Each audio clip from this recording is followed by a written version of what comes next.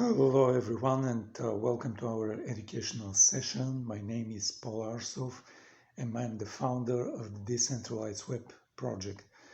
The topic of this educational post today is on thoughts, actions, correlation, and causation in AI context. And this is part one of two-part presentation. So let's start right away with the topic of today. Correlation is not causation. This is oft repeated injunction which is over 200 years old and advises us to not to assume causation where there is merely an association of experiences. It is certainly sound advice. Just because your headache went away after taking a pill doesn't mean that the later caused your recovery. Only a small subset of all correlations end up being casual connection and doing causation. Only a small set, so the two should not be confused. What is curious, however, is why the advice is so frequently invoked. We don't say animals aren't bats or vehicles aren't motorcycles, both of which are equally true and have the same relationship of superset to subset. Of course, people rarely make the same error for vehicles and animals as they do for causation. The emphatic tone of those that repeat the above injunction suggests that we humans are predisposed to make unwarranted causal leaps, to assume causation when there is not demonstrably present. And doubtless the many spurious anecdotal arguments, dogged superstitions, and old wives' tales you witness all around you confirm this to be the case, especially for us humans. To be fair to the guilty parties, there are good practical reasons for making a hasty leap to causation. Where there is a casual link, you have the opportunity to control your environment. If a particular dance could really cause it to rain, surely that would be a valuable knowledge during the dry months. Mere correlation provides no such benefit.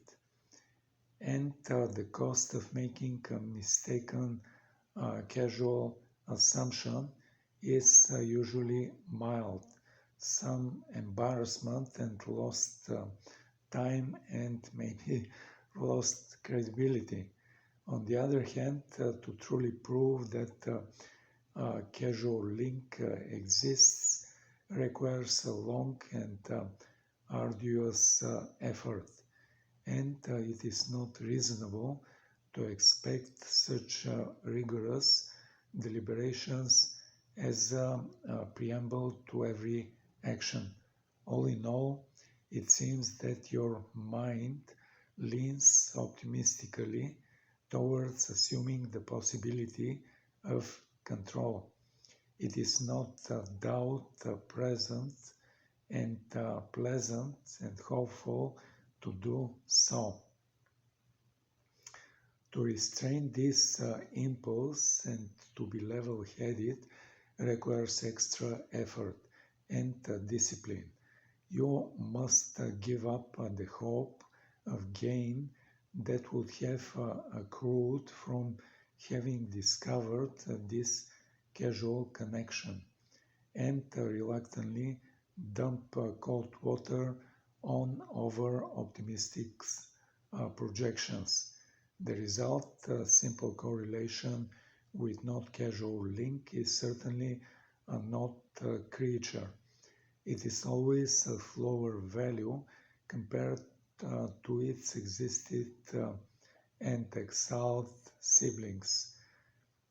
It reflects a failure to get what you really want, a disappointing consolation prize.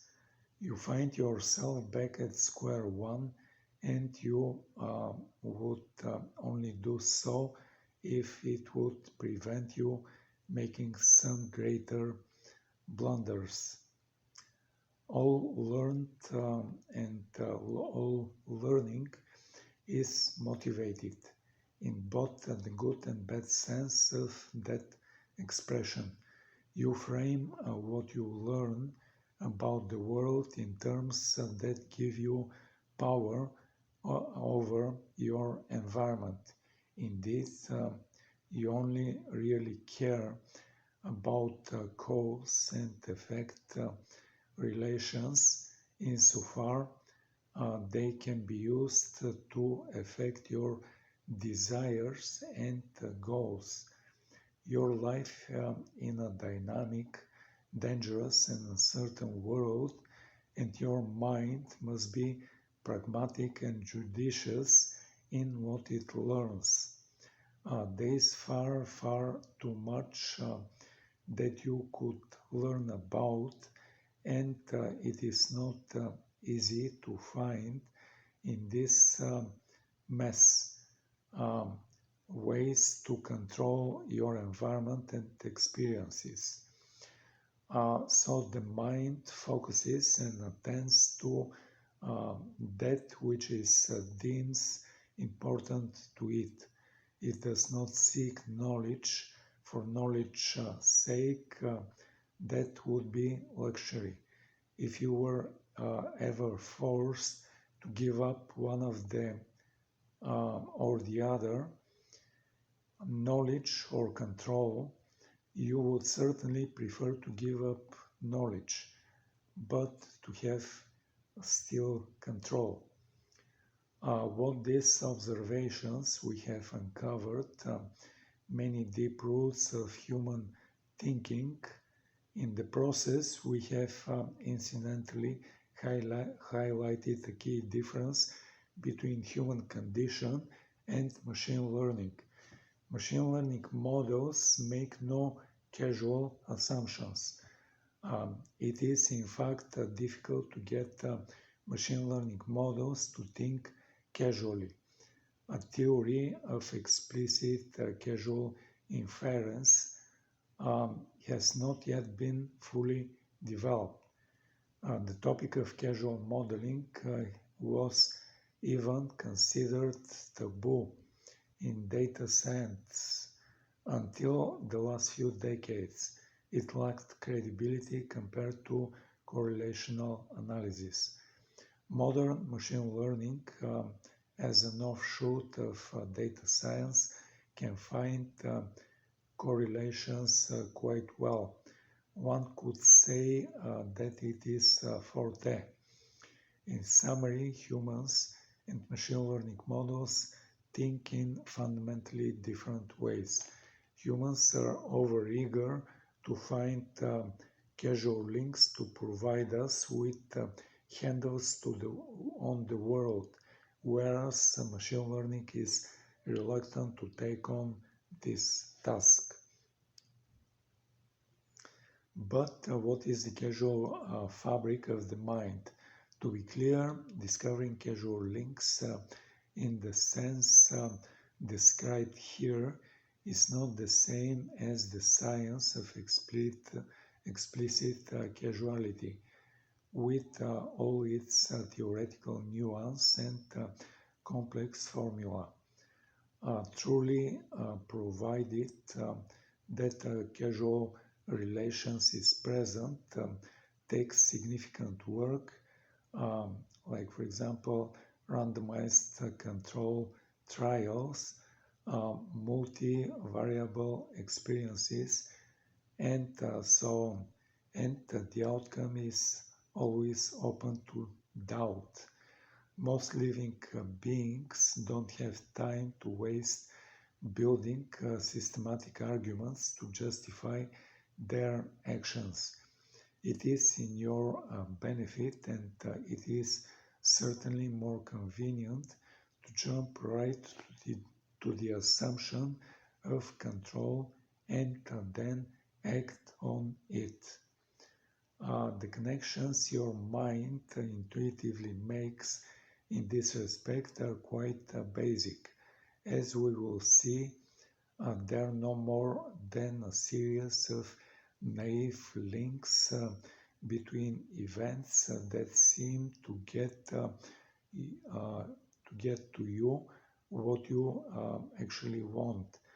Formal theories for proving causal relations are a subsequent intellectual framing of your natural tendency towards mastery and control over your environment. The relation between the two types of casual learning can be confusing, and it is difficult to tease them apart. Very often, when you assert a casual relationship explicitly, you are playing heed to and justifying an intuition, possibly without thinking it through. You may, through self-observation, note that your actions are proceeding as though a casual link existed, and then verbalize that link as good general advice. Usually, you only re-evaluate this first instinct due to social pressure, as others question the coherence of your statements and must, in order to gain allies, make your assertions clear and forensic. Of course, you may also allow the contradictions to live side by side in your head. Many people carry secret superstitions which they publicly disavow and would certainly hesitate to put into a scientific paper, at least not without significant analysis and re-evaluation. These two perspectives, intuitive and explicit, bleed into one another, and they're easily confused for one another within the noise of conscious introspection. The field of cognitive psychology as a whole tends to conflate them, treating them as one of generic ability, casual reasoning. For example, a survey paper on the topic notes the following: adult humans use casual reasoning effortlessly and automatically every day. Even the most mundane cognitive activities involve casual understanding. That is, they involve thinking of casual relations in terms of variables with values that can change. And this quote begins by describing automatic and effortless casual thinking, which is apparently a feature of our human species, but then switches over to explicit casual reasoning involving variable manipulation. Between these two endpoints The author of this quote ignores the process by which variables are discovered and defined within the flow of continuous experiences, as well as the decision process by which we select which variable to compare and correlate. For example, determining which factors caused you to miss your bus requires you to first learn how to identify uh, missing your bus and what actually is missing your bus to like something like uh, machine like computing device learning. Uh, this is a complex mental undertaking which does not come naturally to a child, and it does not come naturally to computing device either. The decision to correlate it with a failure in your alarm clock is not a random one, but a deliberate selection. And finally, what counts as a reasonable causal relationship between um, this requires some maturity. Like, for example, it wasn't the aesthetic beauty of the clock numbers that distracted you from the bus schedule. The quote above starts by discussing what the mind automatically does and jumps imperceptibly to what the mind has learned to actually do from previous experience and previous knowledge. This post is targeted at the first type, the natural and fundamental mode of thinking. It cannot be refined by education, nor indeed it can be avoided.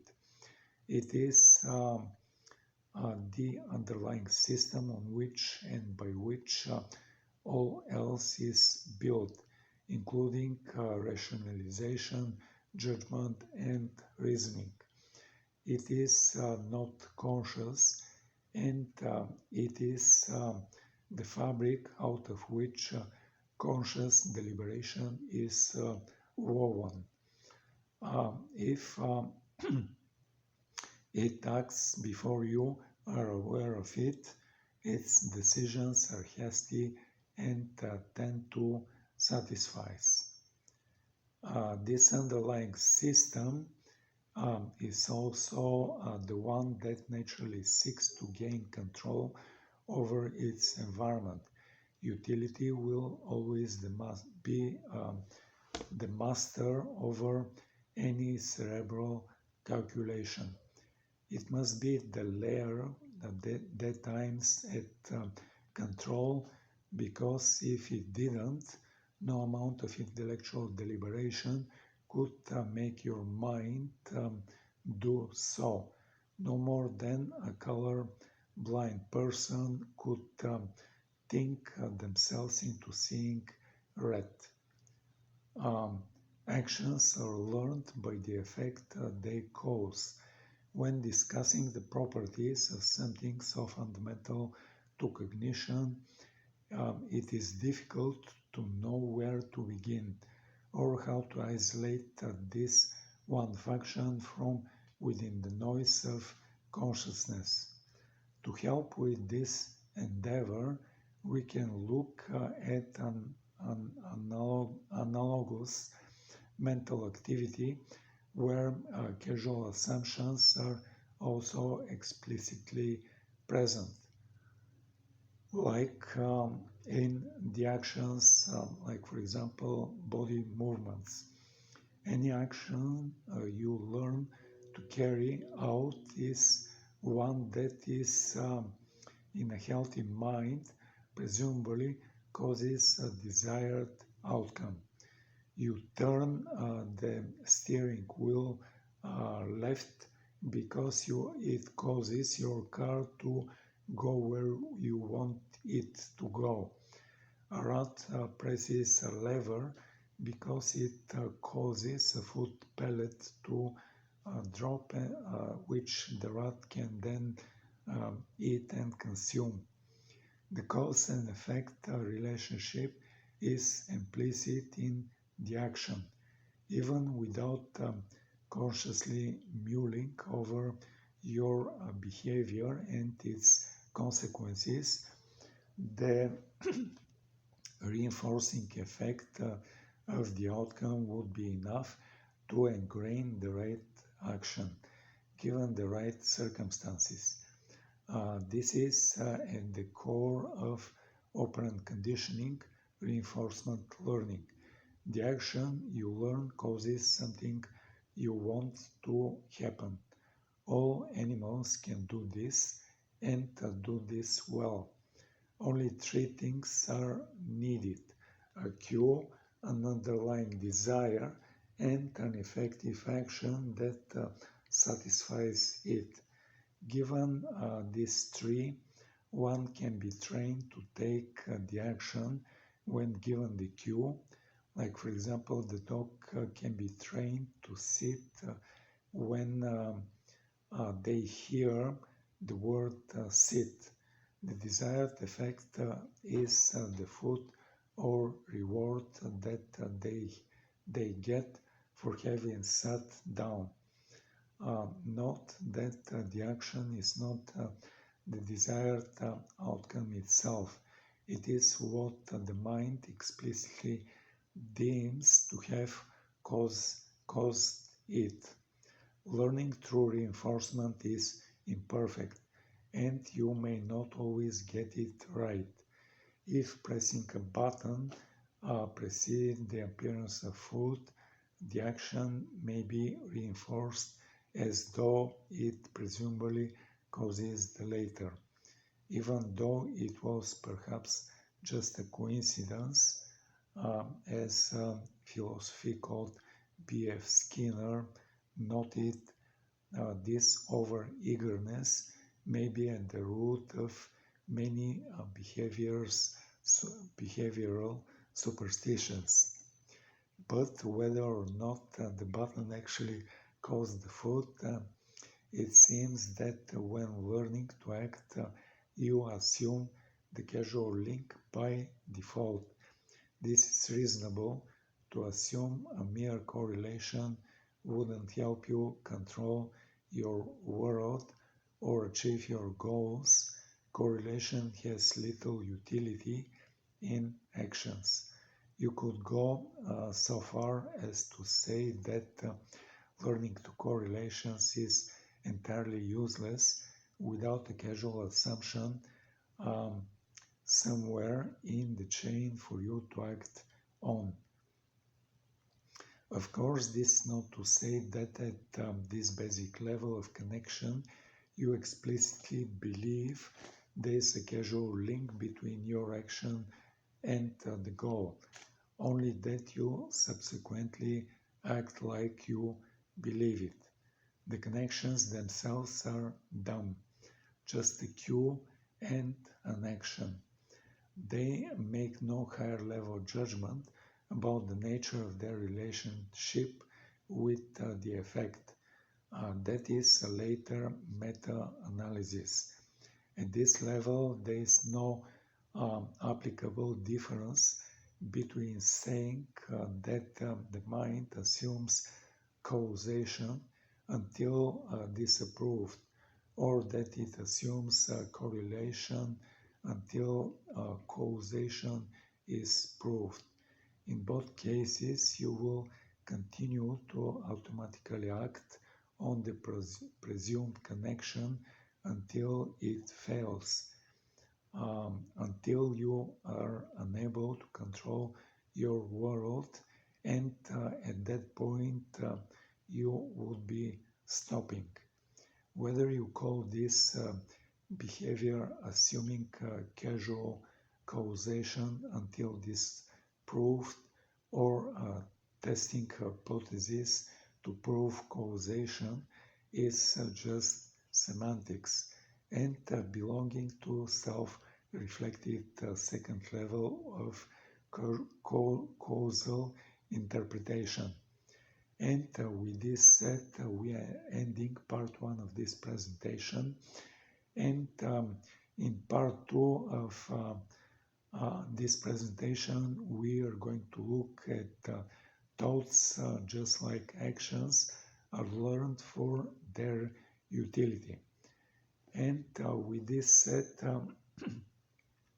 I'm going back to the beginning of this presentation, where I told you that my name is Paul Arsov, and I'm the founder of the Decentralized Web project, and we're actually working in multiple other projects. Like I like to tell you a little bit of these projects, and for example, in the Decentralized Web project, I like to tell you that we're building a solution of decentralization which is not blockchain based. Usually, like decentralization is assumed with blockchain technology, but blockchain technology and many people do not understand this, have fundamental flaws which prevents this tech to be the driver of decentralization. The driver of decentralization in our own project is the direct connection between user to user without going through a third party, namely a server or point where data is collected and then provided to multiple users. Our decentralized web project is supposed to be monetized through advertising, and we're building this actually advertising system which is different than what big advertisers that Google and Facebook Meta and many other big advertisers, Twitter and etc. are doing. But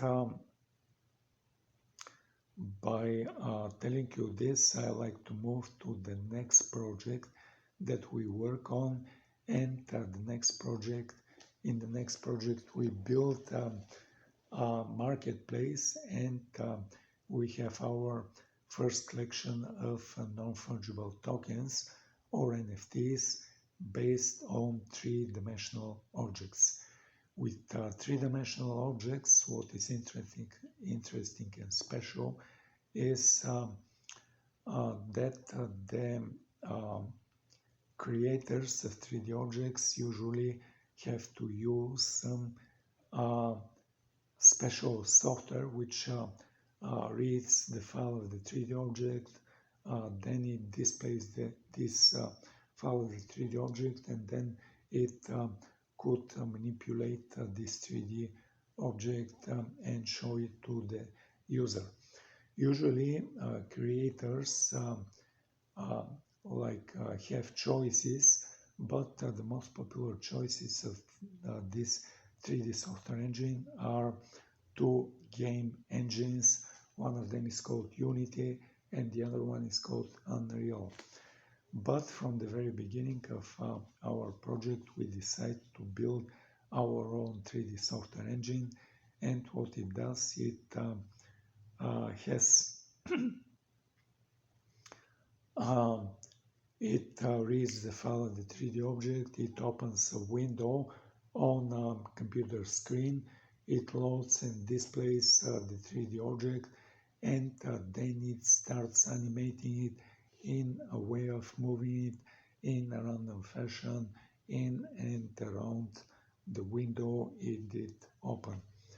But in addition to these basic capabilities, our 3D software engine has multiple additional capabilities. The first additional capability of our 3D software engine is the capability of speaking. Our 3D NFTs can speak in one of three different voices. The 3D NFTs can speak either in a male voice or in a female voice or in a whisper kind of a voice. In addition to the three basic voices, there are three different flavors of voices. A voice can be spoken either in a normal speed manner or in a fast speed manner or in a slow speed manner. If, for example, we take a male voice and it is spoken in a slow speed manner, then this voice can come as the voice of a very masculine person or the voice of an old person. If, on the other hand, we take a female voice and it is spoken in a fast speed manner, then this voice can come as the voice of a funny person or the voice of a little girl.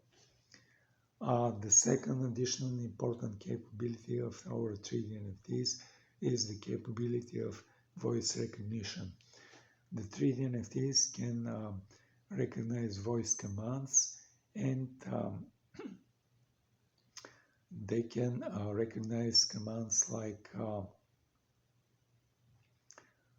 for example, if we have 3D NFTs and it is moving in a random fashion around the window, then we can issue our very first voice command to this 3D NFT to stop moving. And then the 3D NFT is going to stand still and stop moving. We can issue following voice commands to the 3D NFT to move left, move right, move up, move down, zoom in, zoom out, rotate. And then the 3D NFT is going to fulfill each one of these separate voice commands and move left, then move right, move up, then move down, come closer, zoom in, go further away, zoom out, and start rotating. Then the 3D NFT, the next additional important capability of our 3D NFT is the capability of them having a basic artificial intelligence. Wow! You can ask the 3D NFT what is your name, and then the 3D NFT is going to reply with their name. You can ask the 3D NFT who are you, and then the 3D NFT is going to reply with who they are. You can ask the 3D NFT to describe something. For example, describe Web3, or describe decentralization, or describe Russia. And then the 3D NFT is going to describe in few sentences about Web3 or about decentralization or about the country called Russia. The last but not least important capability of our 3D NFT is the capability of them being displayed in a way of stereoscopics. What stereoscopics means is that part of the 3D NFT is going to be displayed in red or reddish colors, and another part of the 3D NFT is going to be displayed in blue or bluish colors. Then you, the user, can come to our 3D NFT marketplace, and probably now is the time to tell you the name and the URL of the websites. The previous website, the previous project that I did mention is the Decentralized Web project, and its website and its URL is decentralizedweb.org. Decentralized Web are two words, decentralized and web, and they're typed all together. Decentralized Web. Then there's dot, and then it ends with org. But for the project that I currently mentioned, the 3D NFT project, the name and the URL of the website is 3dnft.decentralizedweb.org. 3dnft is typed in a way of the number 3 followed by the letter D followed by 3 other letters NFT, and it is typed all together 3D NFT. Then there's dot, then there are two words decentralized and web typed all together, decentralized web. Then there is dot and it ends with org. Once again 3D NFT dot decentralized web dot org. On the top of the 3D NFT, and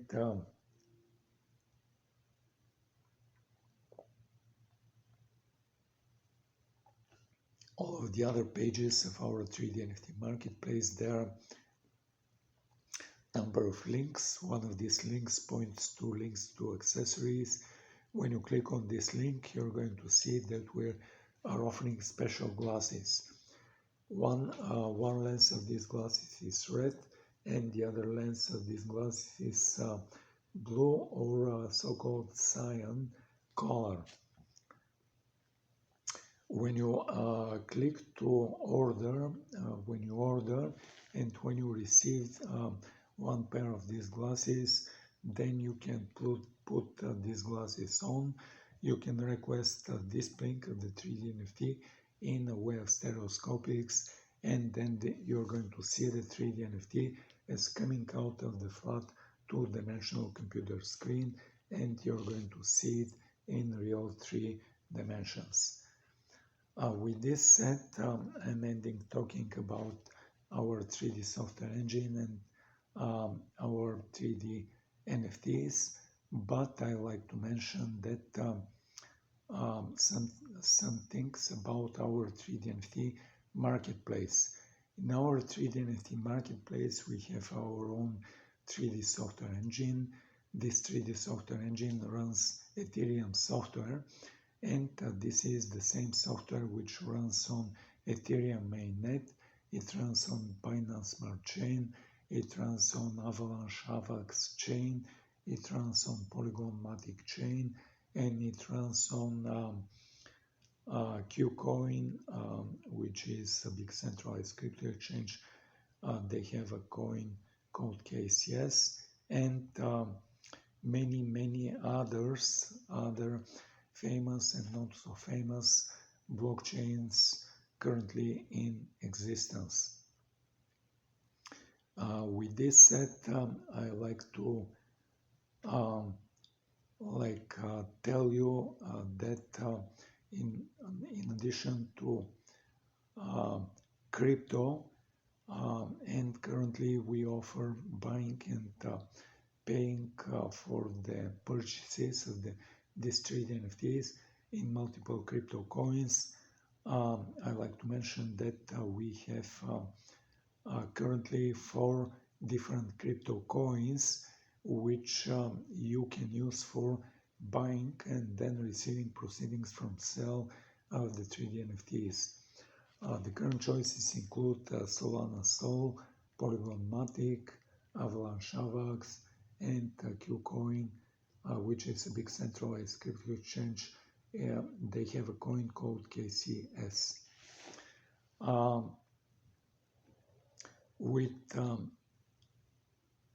In addition to buying and selling in crypto, we have a second parallel and independent way of buying and selling of 3D NFTs, and it is done entirely in fiat currency.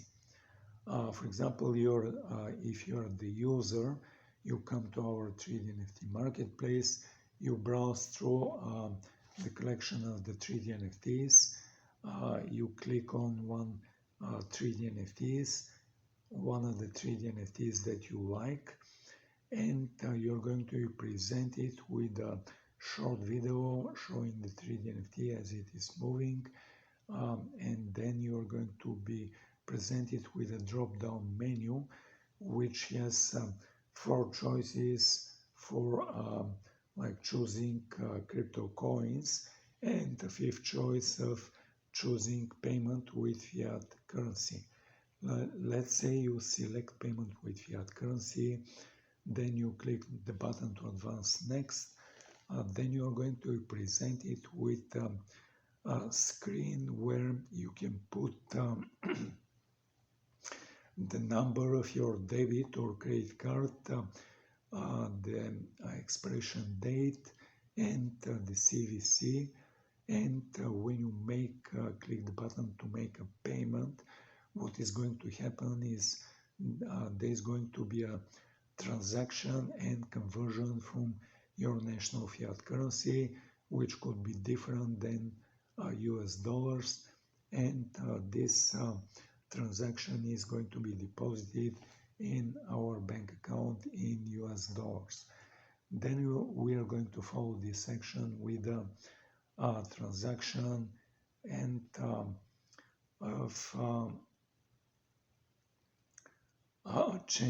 transaction of changing the ownership, the initial ownership from our 3D NFT marketplace to you, and now you become the first owner of this 3D NFT.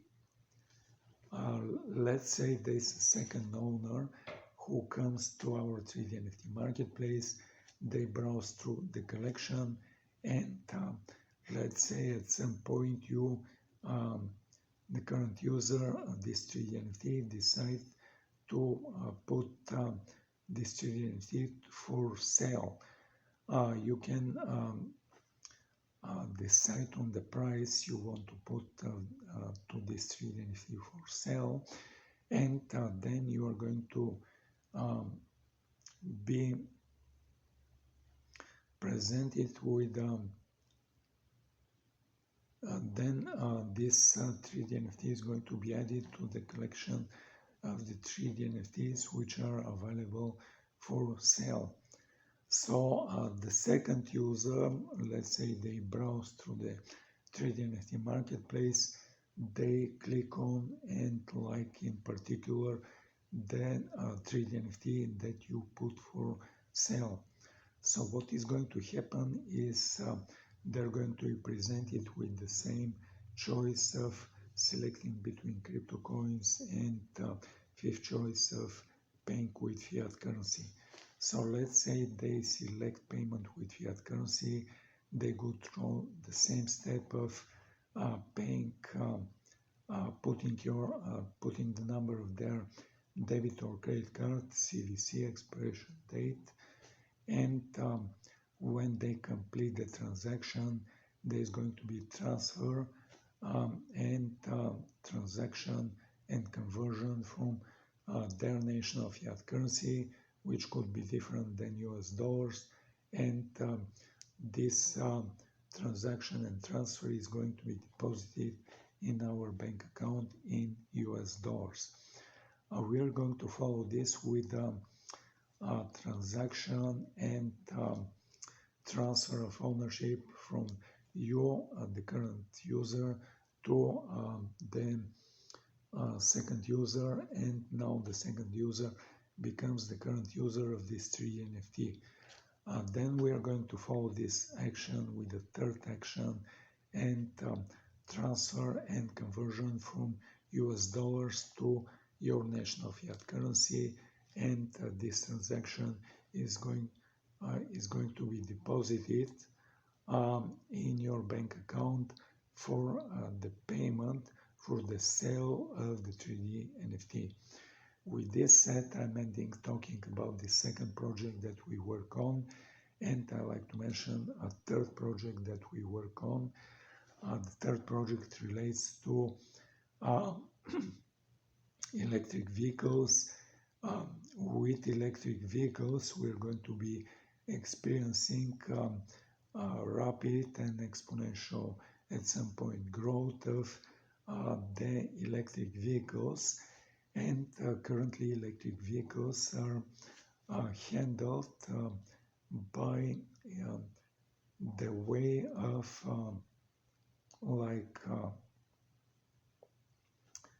similar to internal combustion engines, and internal combustion engines, when they need like fuel. They go to places called gas stations. They connect a hose of fuel pump to their tank, gas tank to their vehicle. They start pumping fuel. They pay for the fuel. They load it in their vehicle, and then they leave the gas station. In the same way, currently there are number of stations, and in these stations there are number of columns where the owner of electric vehicle can come. They connect the cable to their electric vehicle. They start charging their electric vehicle. They stay for a while at this location, and then they pay for the electric vehicle, for the electric energy. They load it in their electric vehicle, and then they leave. But in addition to, we estimate that the number of these charging stations modeled in the way of gas stations operate, the number of these charging stations is going to become ultimately insufficient to handle the growing number of electric vehicles. So what we're proposing and what we're building products for is we're proposing so-called parking lot model, where products like the product we're building can be installed at the point of parking lots. Then they could start like the residents of high-rise buildings. They would be having a ground floor parking lot or multiple underground floors parking lots, and these parking lots could be outfitted with the type of chargers that we're building, and the owners of these electric vehicles, they can come in the evening after coming back from work. They can connect a cable to their electric vehicle, and they can leave their vehicle to be charging during the evening, during the night, and during the early morning. And after this, then the user could be having their electric vehicle loaded with electric energy during the night. But in the same manner, the same or like other owners of electric vehicles,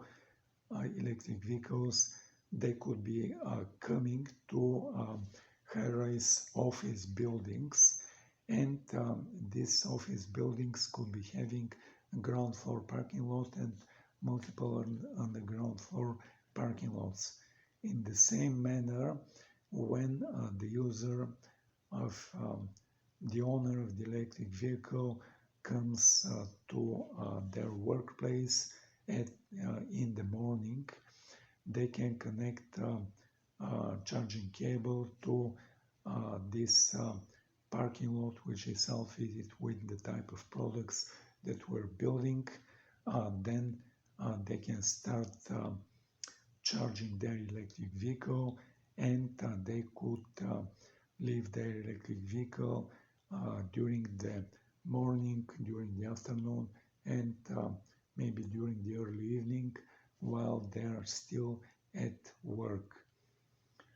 With this said,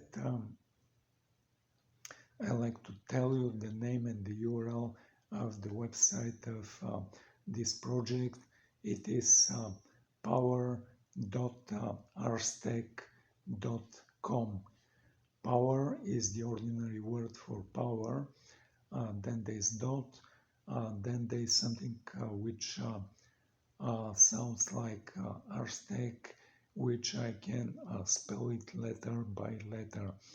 It's Alpha Romeo Sierra Tom Echo Charlie Hotel. Altogether hashtag, then there's dot, and it ends with com. Once again, power.hashtag.com. In this website, you're going to see that we did place an article which provides many more details on the comparing the gas station model versus the parking lot model. It puts it describes the type of products that we're building, and they're outfitted with the remote connection capabilities, which could provide then information to power utilities as well. And this last thing is very, very important, because then power utilities faced with exponential growth of electric vehicles, they could be facing sudden increase in the demand for electricity, especially if offered charging for special night tariffs for electric vehicles, and this could provide significant burden to electric utility, because at any point they have to balance generation with consumption and demand capabilities. If there is some disbalance, then either generation capability is wasted, or then the generation capability is insufficient to meet the demand, so that then electricity has to be cut off to neighborhoods, cities, or regions, in order to save the electric grid, and then be able to recover the grid later. With this said, I'm ending talking about this third project. I like to mention fourth project that we work on, and the fourth project is about intelligent devices. The intelligent devices could be robotic or non-robotic devices, but they would be having advanced capabilities like the capability of vision, and detection, recognition of objects. They could be outfitted with the capability of motion. They could be moving around, and given specific goals, they could be outfitted with the capability of grabbing and then moving and then dropping, like moving objects from one place to another. They could be outfitted with the capability of speaking, with the capability of listening, and the capability of understanding and doing specific tasks which were requested by the human, or they were requested under specific automated control or scheduled control tasks. We do not have yet a website, but we are going to build a website and show them these devices which we're building on. And with this said, I'm ending this presentation. Thank you for listening. Thank you for viewing. Stay tuned for part 2 of this presentation. Have a good, nice afternoon, good evening, and goodbye.